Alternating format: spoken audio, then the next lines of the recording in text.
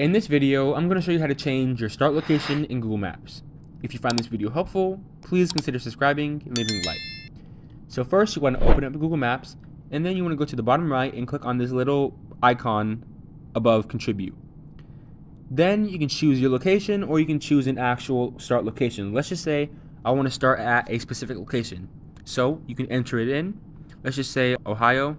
Alright, that is my start location. Now you can choose a destination. This means you're choosing an area where you want to go to from the start location.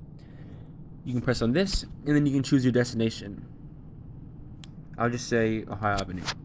Now, you can press on preview, you can add stops along the way, and you can choose if you want to walk, car, all that other stuff.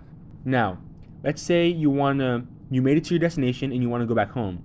You can always press this little button right here. It looks like arrows, or it is arrows, and it will actually switch the start location to the destination and the destination to the start location. If this video helped you out, please consider subscribing and leaving a like.